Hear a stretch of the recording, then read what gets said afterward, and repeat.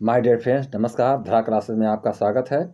आज मैं class 12th के फ्लेमिंगो प्रोज का सेकंड चैप्टर लास्ट स्प्रिंग का फोर्थ पार्ट का एक्सप्लेनेशन बताने वाला हूँ। माय डियर फ्रेंड्स, ये फोर्थ पार्ट का एक्सप्लेनेशन आपके लिए बहुत ही इम्पोर्टेंट है और इसको आप पूरी तरह से समझ पाएंगे और मैं इसको पूरी तरह से आपको बताने का प्रयास करूँगा माय डियर फ्रेंड्स, जो कि हर तरह से आपको वर्ड।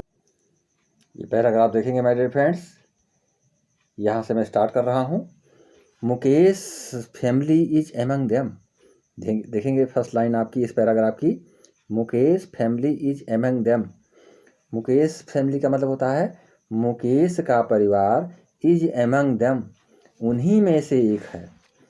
लेखिका कहती है कि मुकेश नामक लड़के के बारे में यहाँ पर बताया जा रहा है कि जो कि उस साहब का ही मित्र है, उसी का ही संबंधित लड़का है जो उसी कार्य में लगा हुआ होता है। तो Mukesh family is among them का मतलब मुकेश का परिवार उन्हीं में से एक है। None of them know that. None of them know that का मतलब उनमें से कोई नहीं जानता है। ध्यान देंगे, none of them know that उनमें से कोई नहीं जानता कि it is illegal. It is illegal का मतलब यह गलत है, अर्थात यह जो है कानूनी रूप से गलत है। For children. फॉर चिल्ड्रन का मतलब बच्चों के लिए। लाइक हिम उसकी तरह से, जैसा कि बच्चे जो कार्य कर रहे हैं। टू वर्क कार्य करना। In the glass furnace. In the glass furnace का मतलब होता है शीशे को गलाने वाली भट्टियाँ जो होती हैं उसको ग्लास फर्नेस कहते हैं। With high temperature. High temperature का मतलब उच्च ताप पर जिस पर वो कार्य करते हैं। In dingy cells without air and light. ध्यान देंगे माय डियर फ्रेंड्स, इस पूरे सेंटेंस को हम इस तरह से भी समझेंगे कि उनमें से कोई नहीं जानता कि उन जैसे बच्चों का बिना हवा प्रकाश की, अर्थात बिना हवा प्रकाश, विदाउट एयर एंड लाइट अर्थात बिना हवा प्रकाश की अंधेरी गंदी कोठरियों में। अंधेरी गंदी कोठरियों का मतलब होता है माय डियर फ्रेंड्स डिग्निशल। इनडिग्निशल अर्थात जो अंधेरी गंदी कोठरियाँ होती हैं ऊंचे तापमान पर, जिसको कि ऊंचे तापमान पर जो है कार्य करना होता है। माय डियर फ्रेंड्स, कांच की भट्टियों पर काम करना उनके लिए कैसा है? गैर कानूनी है। इलीगल का मतलब होता है गैर कानूनी होना। पुनः इस लाइन को देखेंगे माय डियर फ्रेंड्स कि उनमें से कोई नहीं जानता है। नन ऑफ देम नो उनमें से कोई नहीं जानता कि उन जैसे बच्चों के लिए। It is illegal for children like him अर्थात उन जैसे बच्चों के लिए जो उसमें कार्य करते हैं, बच्चों का टू वर्क जो उसमें कार्य करते हैं भट्टी में, जिसमें कि क्या है इन द ग्लास फर्नेस उस शीशे की जो भट्टियों में जो काम करते हैं। विथ हाई टेम्परेचर जिसका ताप कैसा होता है? बहुत ऊंचा होता है, उच्च कोट के ताप पर उसमें कार्य करना होता है। इन डिग्नीज सेल अर्थात जो कोठरियाँ कैसी होती हैं, जो ये भट्टियाँ जहाँ पर वो कार्य करते हैं वो जो है अंधेरे से युक्त होती हैं, जिसमें कोठरियों में क्या है अंधेरे और गंदी कोठरियाँ होती हैं, जिसमें कि वो सेल्स होते हैं। विदाउट एयर बिना हवा के होती हैं वो, एंड लाइट और बिना प्रकाश के अर्थात ऐसी जगहों पर उनको कार्य करना होता है जहाँ पर बिना हवा और प्रकाश का और अंधेरे कमरे में कार्य करना होता है। तो ये कैसा होता है? इलीगल होता है, गैर कानूनी होता है। आगे देखेंगे my dear friends, that the law enforced could get him अर्थात यह कि कानून जो लागू कर दिया गया जाए इनके प्रति। यहाँ पे लेखिका अपनी बात को रख रही है कि if enforced could get him अर्थात इनको एक कानूनी प्रक्रिया के अंतर्गत अगर इस पर समझा जाए, लागू कर दिया जाए। And all those 20,000 childrens out of the hard furnace. ध्यान देंगे तो उसे और सभी जो 20,000 का मतलब होता है 20,000 बच्चे जो उसमें कार्य कर रहे होते हैं गर्म भट्टियों में, अलग कर दिया जाएगा। तो क्या कर दिया जाएगा? Out of the hard furnace अर्थात उन गर्म भट्टियों से उनको अलग कर दिया जाएगा। लेखिका का कहने का तात्पर्य है कि कानूनी प्रक्रिया इनके साथ लागू कर दी जाए तो ये जो 20,000 बच्चे जो कि अभी नाबालिग रूप में कार्य हैं, वो जो इस गर्म भट्टियों पर कार्य करते हैं, तो उनको उन भट्टियों से कहाँ कर दिया जाएगा, अलग कर दिया जाएगा। माय डियर फ्रेंड्स, आगे देखेंगे व्हेयर मीन्स जहाँ पर they slog their daylight, they slog their daylight hours, अर्थात जहाँ पे वे अपने दिन के घंटों में क्या करते हैं, slog their daylight hours का मतलब बहुत अधिक घोर परिश्रम करते हैं, अर्थात पूरे घंटे वो क्या करते हैं बच्चे, बहुत घोर परिश्रम करते हैं। Often losing the brightness of their eyes, और क्या होता है उसके लिए, जब वो कार्य करते हैं इस तरह से, और वे प्रायः जो है क्या करते हैं, उनकी आँखें जो हुआ करती हैं, उन आँखों में उसकी जो चमक होती है, देखने की जो शक्ति होती है, वो खो बैठते हैं। कौन, वो बच्चे जो उस भट्टी पर कार्य करते हैं। Often losing the brightness of their eyes, प्रायः वो अपने आँखों की ज्योति को क्या करते हैं, खो बैठते हैं, चमक को खो बैठते हैं। ऐसा अक्सर होता पाया गया है। लेखिका यहाँ पर इस बात को प्रस्तुत कर रही है कि क्या घटनाएं घटित होती हैं ऐसी भट्टियों पर कार्य करने पर।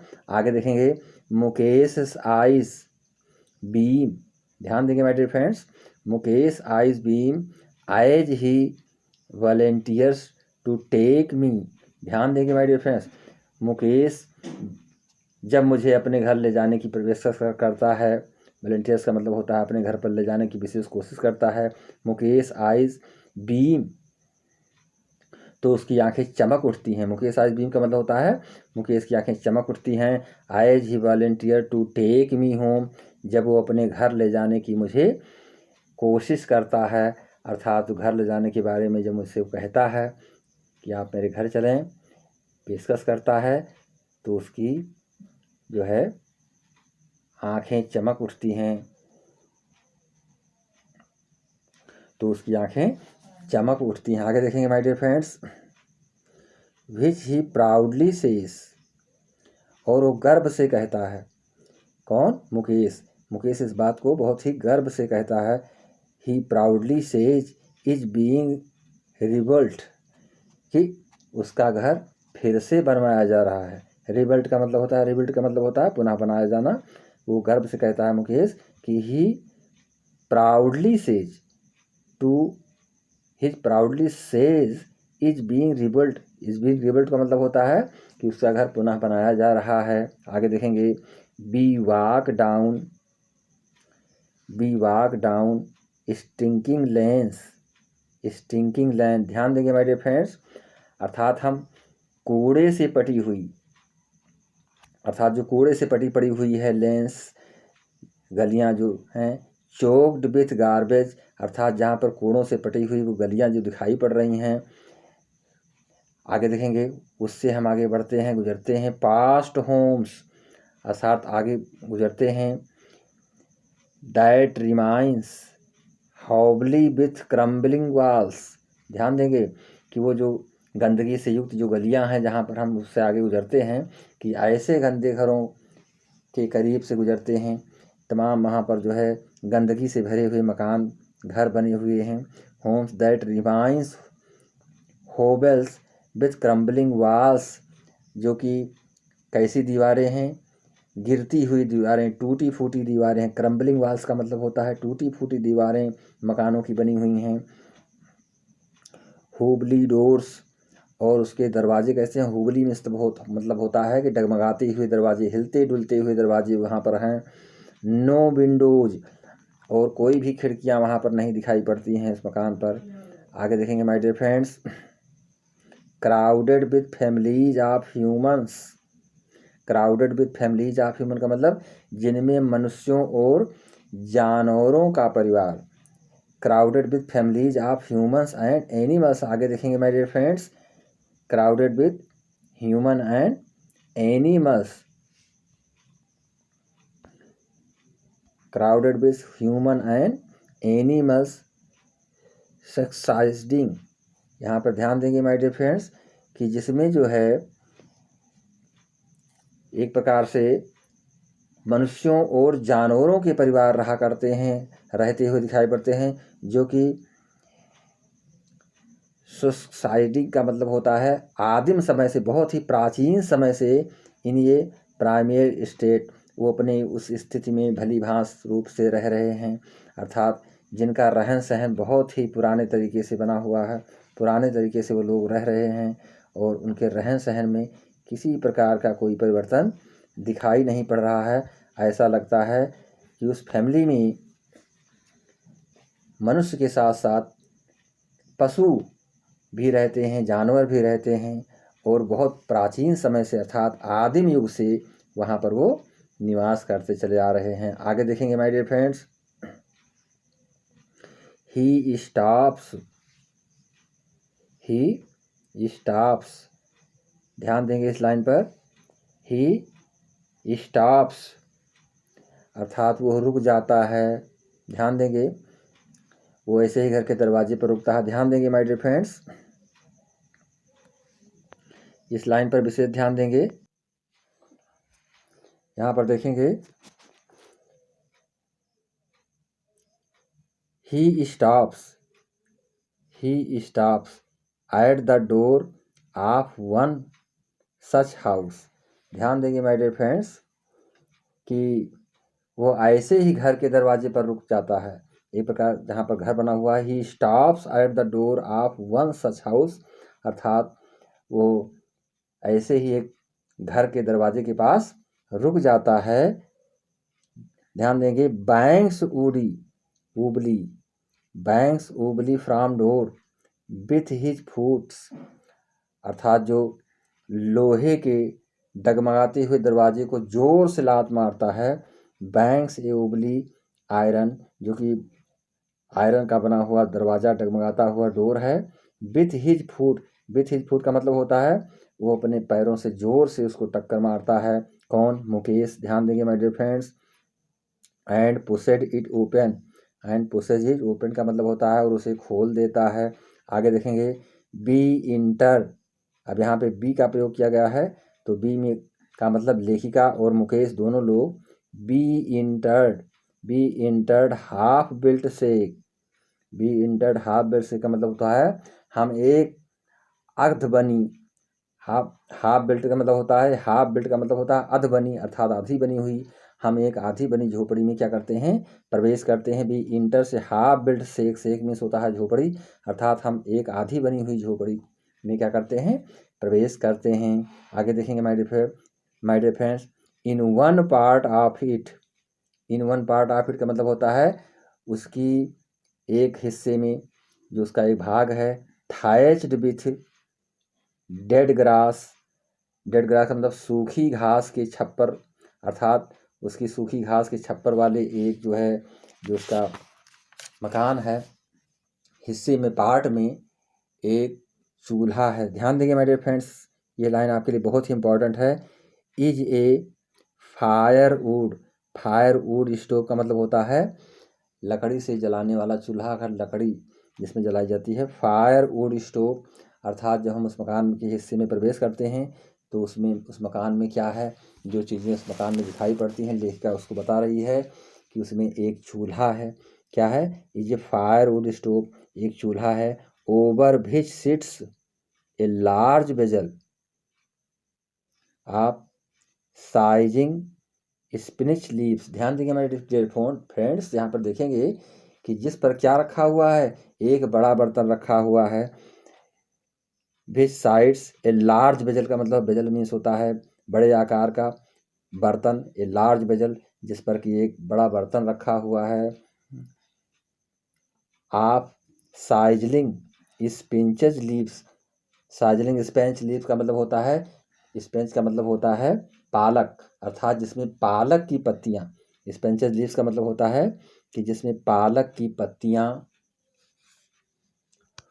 उबल रही हैं, अर्थात किस रूप में उबल रही हैं? कटकर उबल रही हैं। साइजिंग का मतलब होता है कटकर, अर्थात पालक की जो पत्तियां हैं वो काट करके उसमें जो है उबाली जा रही हैं, अर्थात उबल रही हैं। ध्यान देंगे किस पर? उस चूल्हे पर, जो कि एक बड़े बर्तन जिसके ऊपर रखा हुआ है माय डियर फ्रेंड्स। आगे देखेंगे, on the ground on the ground का मतलब जमीन पर, ऑन द ग्राउंड जमीन पर, इन लार्ज एल्युमिनियम, ध्यान देंगे मेरे friends, in large aluminium platters. A large aluminium platter का मतलब होता है उस जमीन पर जो है एल्युमिनियम की प्लेटों में एक कटी हुई सब्जियां। ध्यान देंगे माय डियर फ्रेंड्स कि platters are more chopped vegetable. Chopped vegetable का मतलब होता है जो कटी हुई सब्जियां हैं वो एक बड़े बर्तन में जो है वहाँ पे एल्युमिनियम की प्लेटों में क्या हुई हैं, रखी हुई सब्जियां हैं। ध्यान देंगे आगे, ए फ्रायल एंग ओमेन। फ्रायल एंग ओमेन का, फ्रायल का मतलब होता है माय डियर फ्रेंड्स कमजोर। ए फ्रायल एंग ओमेन का मतलब एक कमजोर युवती, एक कमजोर स्त्री। ये फ्रायल एंग वोमेन का तात्पर्य होता है एक कमजोर स्त्री। इज कुकिंग, इज कुकिंग का मतलब बना रही है द इवनिंग मील। इवनिंग मील का मतलब होता है शाम का भोजन, अर्थात शाम का भोजन एक कमजोर स्त्री जो है बना रही है। ध्यान देंगे, for the whole family. For the whole family का मतलब अपने पूरे परिवार के लिए, अर्थात अपने पूरे परिवार के लिए जो है एक कमजोर युवती जो है शाम का भोजन बना रही है। होल फैमिली का मतलब होता है पूरा परिवार। आगे देखेंगे my dear friends, throw eyes, throw eyes filled with smoke she smile. Most important line my dear friends, throw eyes filled with smoke she smiles, अर्थात जिसकी आंखों में क्या भरा हुआ है, धुआं से भरी हुई आंखें जिसकी हैं वह मुस्कुराती है। कौन मुस्कुराती है? वो युवती जो कमजोर है, देखने में दुबली पतली लग रही है। Throw eyes filled with smoke, जो जिसकी आंखों में जो है धुआं भरा हुआ है। सी स्माइल्स, वो मुस्कुराती है। सी इज द, आगे देखेंगे my dear friends, she is the wife of, अर्थात वो पत्नी है। किसकी पत्नी है माय डियर फ्रेंड्स? यहाँ पर ध्यान देंगे, she is the wife of Mukesh elder brother. She is the wife of Mukesh elder brother, वो मुकेश के बड़े भाई की पत्नी है। किसकी पत्नी है माय डियर फ्रेंड्स? वो मुकेश के बड़े भाई की पत्नी है।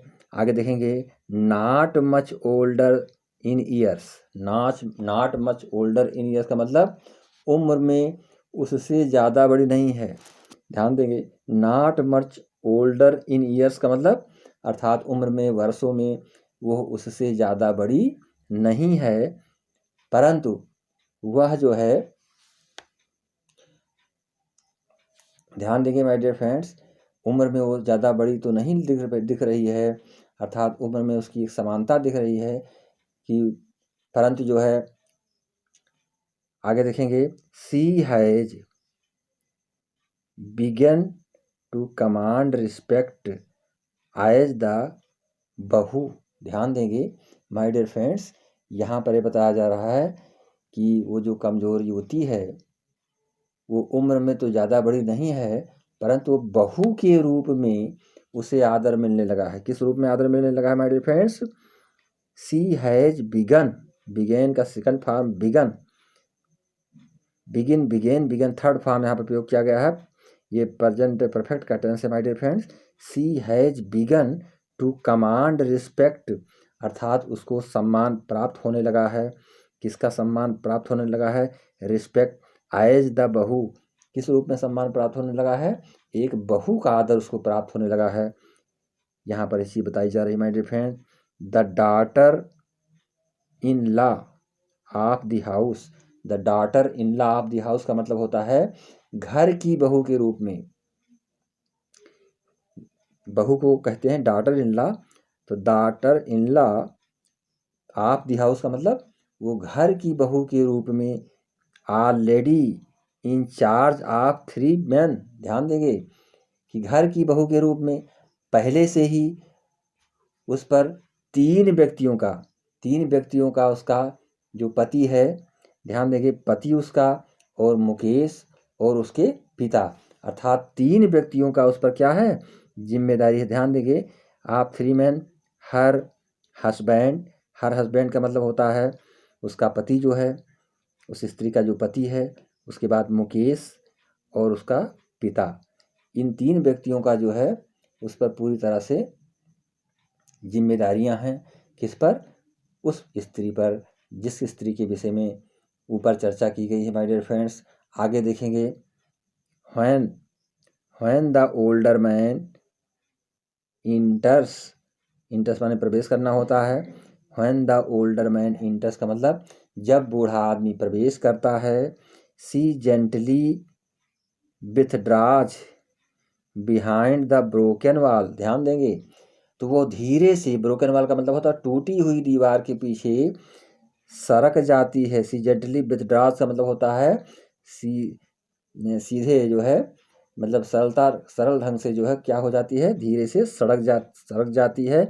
Behind the broken wall, behind the broken wall का मतलब होता है जो पीछे की दीवार है टूटी हुई, उस टूटी हुई दीवार के पीछे वो धीरे से क्या करती है, अपने आप को छिपाने का प्रयास करती है, सरक जाती है, छुप जाती है। आगे देखेंगे, and brings her veil close to her face.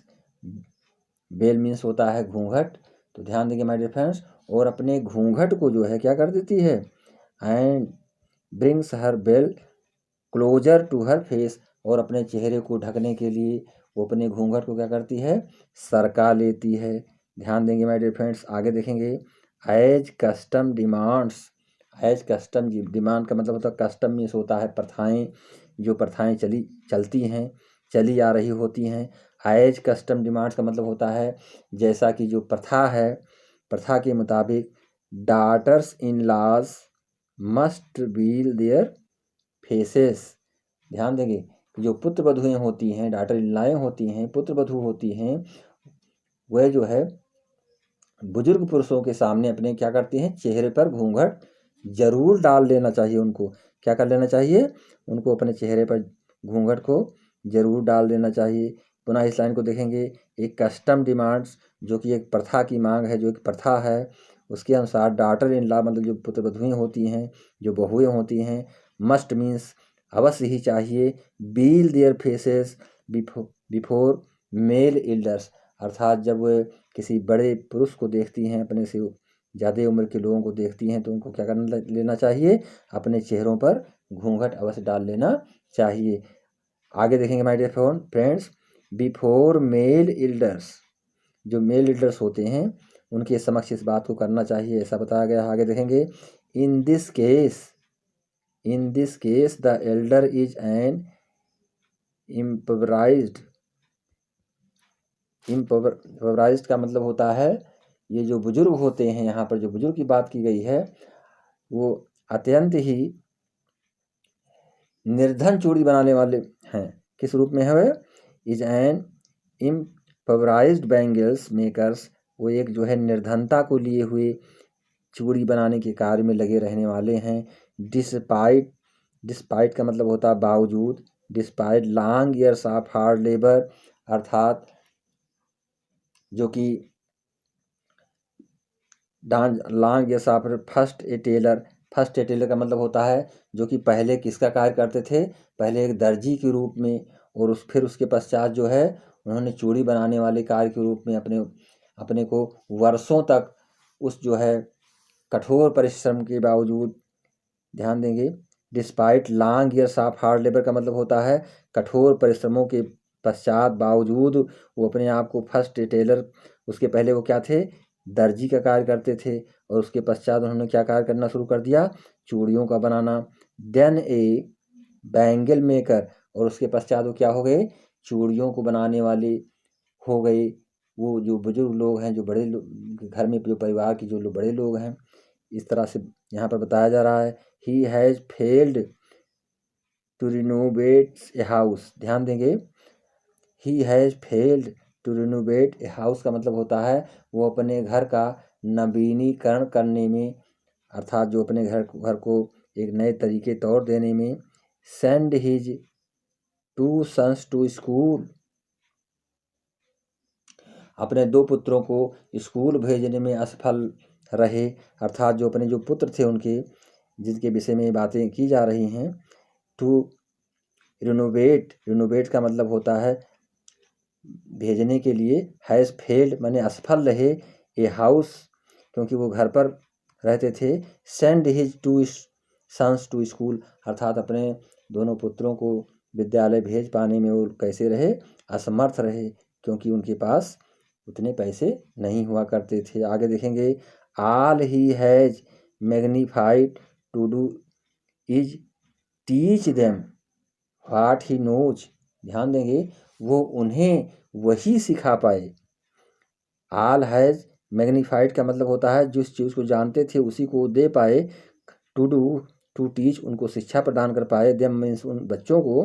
What he knows का मतलब जो कुछ वो जानते थे, अर्थात जो कुछ वो करते थे वही शिक्षा वो उन्हें प्रदान कर पाए।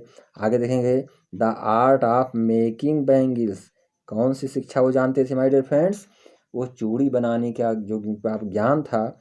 The art of making bangles, अर्थात चूड़ी बनाने की जो कला थी उसी कला को वो अपने बच्चों को प्रदान कर पाए, क्योंकि वो स्कूल भेज पाने में उनको सक्षम नहीं थे माय डियर फ्रेंड्स। यहाँ पर इस बात को बताया जा रहा है। माय डियर फ्रेंड ध्यान देंगे यहाँ पर इस पैराग्राफ पर, इट इज हिज कर्म। ध्यान देंगे, इट इज हिज कर्म। यहाँ पे कर्म जो होता है, कर्म को सीधे इसी रूप में लिख दिया गया है, इट इज हिज कर्म हिज डिस्टाइनी। ध्यान देंगे, ये इसका कर्म है। इट इज हिज कर्म का मतलब यह इसका कर्म है। आगे देखेंगे, हिज डिस्टाइन का मतलब होता है उसका भाग्य है, अर्थात यह इसका कर्म और उसका भाग्य है। आगे देखेंगे, हिज डिस्टाइनी सेज मुकेश। ध्यान देंगे, Mukesh says Mukesh grand mother, अर्थात मुकेश की दादी माँ कहती हैं, अर्थात मुकेश की दादी माँ कहती हैं, who has watched her own husband go blind with the dust from polishing the glass of bangles. ध्यान देंगे माय डियर फ्रेंड्स, अर्थात मुकेश की दादी कहती हैं, सेज मुकेश ग्रैंड मदर, अर्थात मुकेश की दादी कहती हैं, हु हैज वॉच्ड का मतलब जिसने देखा है, अर्थात जो अपनी आँखों से देखी हैं, बहुत करीब से देखी हैं। Who has watched her own husband, अर्थात जिसने अपने पति को देखा है, किस रूप में, गो ब्लाइंड का मतलब अंधे होते हुए, विद द डस्ट का मतलब होता है धूल कण, किसकी कण, for polishing the glass of bangles, अर्थात चूड़ियों कांच की जो पालिशें होती हैं उन पालिशियों की जो गर्त होती है, जो धूल होती है, उससे अपने पति को अंधे होते हुए देखा है।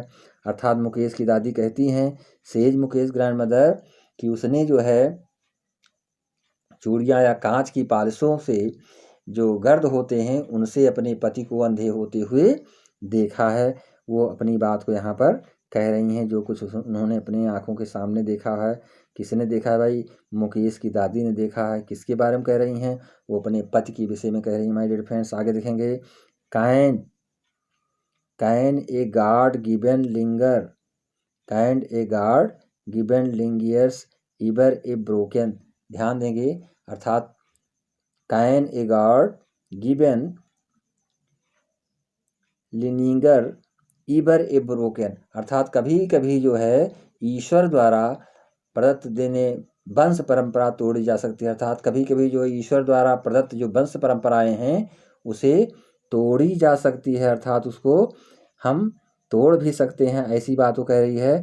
Can a god given lineage even be broken, अर्थात कभी कभी जो ईश्वर के द्वारा प्रदत्त जो वंश परंपराएं हैं उनको तोड़ी जा सकती हैं, उसको हम तोड़ भी सकते हैं। सी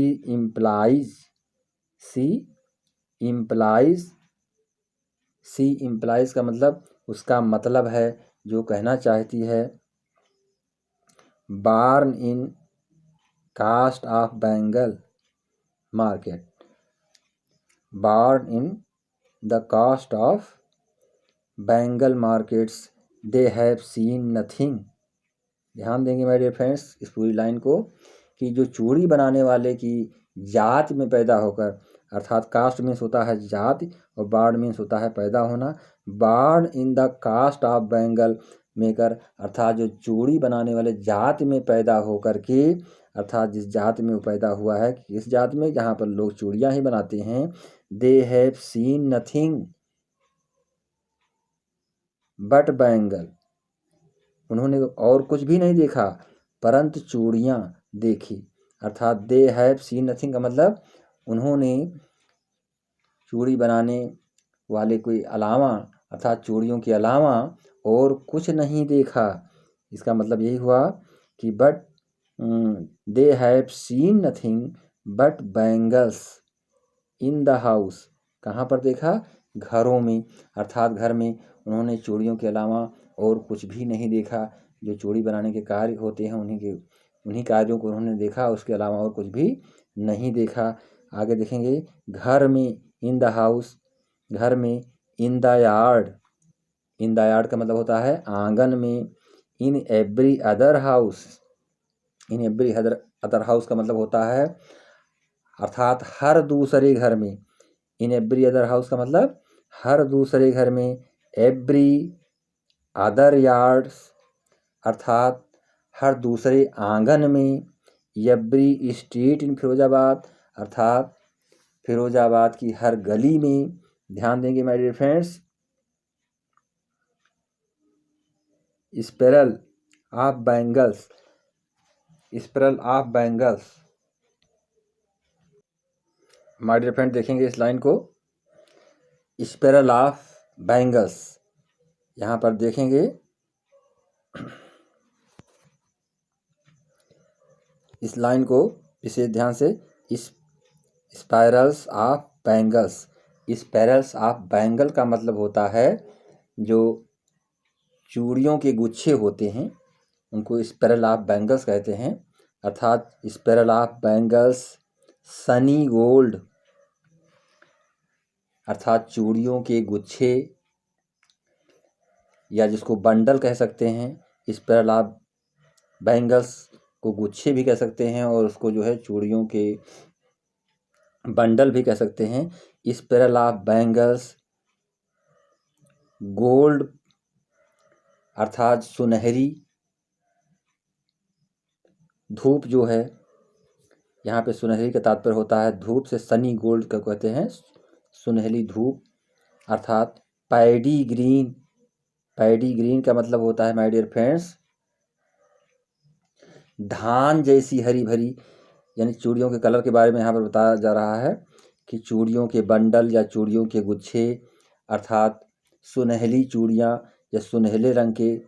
और पैडी ग्रीन का मतलब होता है जो कि धानी रंग अर्थात सुनहरी धान जैसी हरी रंग की। रॉयल ब्लू, रॉयल ब्लू का मतलब होता है गहरी चमकीली नीली, अर्थात गहरी चमक जिसकी होती है जो नीले वर्ण में होती हैं ऐसी चूड़ियाँ। पिंक पर्पल, पिंक पर्पल का मतलब होता है जो बैगनी होती हैं, बैगनी रंग की चूड़ियाँ होती हैं। एवरी कलर बैगनी रंग की, और जो हर प्रकार के कलर से युक्त होती हैं।